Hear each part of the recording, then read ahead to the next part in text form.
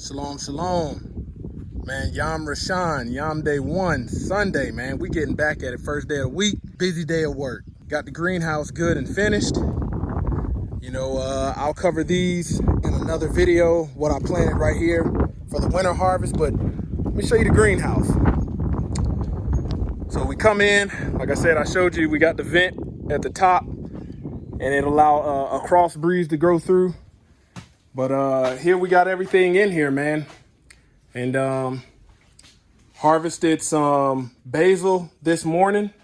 Me and the wife came out here and harvested some basil and got everything moved in here. We got tomatoes, bell peppers, cherry tomatoes, everything in here. Got some stuff that the rabbits was eating on, and hopefully it will recover. You see it still leaving. But let me show you this right here. This is the good thing. With the greenhouse, I was able to go by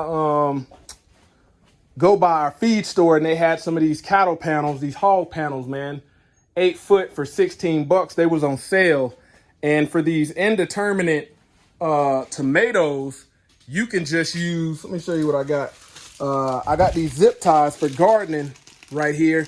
And as these things grow up, you can prune them the way you want and ensure you're not getting too much foliage, and you can have all greenage. But these, I pretty much ran a beam across the top and just anchored it in on each rafter, and then put a screw in the side right there and hung this on there. So it's like a trellis system inside the greenhouse. And yeah, man, went through the day and hooked everything up, made sure everything was good, and everything is good and supported. Got this little one right here. It's not quite tall enough, but it's getting there. This one back here, let me see. I don't think this one, we're gonna see, is this. This one's determinate, so it's not gonna get too big. But last season, man, I was getting these things and really didn't look whether it was determinate or indeterminate.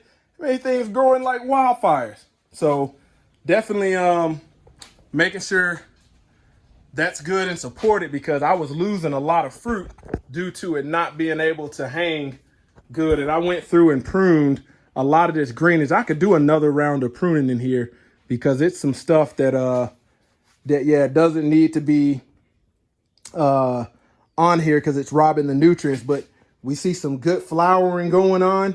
And these will be tomatoes. Everywhere you see these little flowers, man, will be tomatoes. We got some right there. Look at that. Some right there. All in there, man. And it's a nice, comfortable temperature in here with the cross breeze. Show you this. Yep. And those are doing good. Some of them are already fruiting.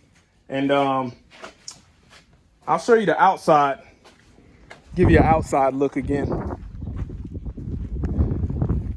Pretty much took a lot of the stuff that was out of there. A lot of the old buckets and stuff that had dirt in it, that stuff had died. Man, I pretty much took my wheelbarrow, went and got some vermilion and some Purolite and some bone meal, and mixed into the soil to rejuvenate, get it high in nitrogen again, and make sure it's good and it drains good. But let me show you this. This is the cool part right here. Okay, right here is, I got my water tank, and I've showed this before how I use these water tanks, and I got my fitting on here. So only thing I have left to do is, I got this tank filled right here with cow mag. I cleaned it out, painted it, went and got some Gator Lock. These are it right here, Gator Lock 2.5 inch flanges that go on these water totes, these IBC totes. Went to Lowe's, got some brass fittings. This adapter hooks to a water hose. I have a timer right here, and I'm gonna hook my timer on here. And every day, once I route the lining for the irrigation in there, the drip irrigation will be good to go.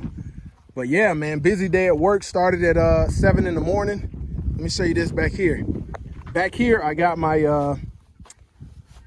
what do you call it? This is like gonna be like mulch, and it's slowly gonna deteriorate stuff in there from the chicken coop, all of the the poop in there, put that in there, and that will slowly deteriorate.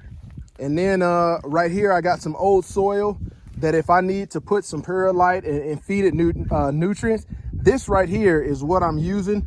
And I've had this soil for maybe 2 seasons. So I just have to rejuvenate it, you know, every season by putting some perlite, vermiliolite, some different nutrients in there to make sure it's good in the NPK. And yeah, I'm not buying any. If I can use what I have and just constantly feed it nutrients, that's a lot cheaper than buying soil. But this is some of the prune clippings that we had from this morning. Water tank right here, got it sitting up on cinder blocks, so it will gravity feed, have enough pressure. And this one holds, this is a 300 gallon. This one holds 300 gallons. So this thing will, and I put about half a bottle of Cow Mag in there.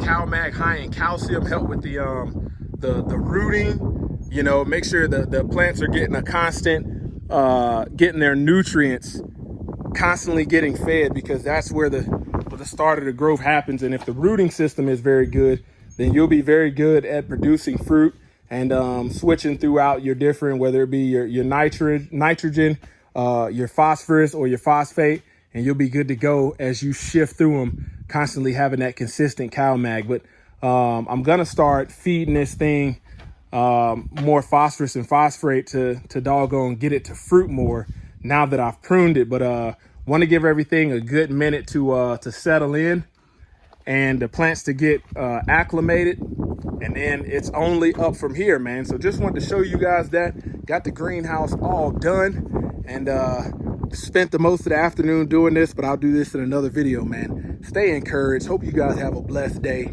Out.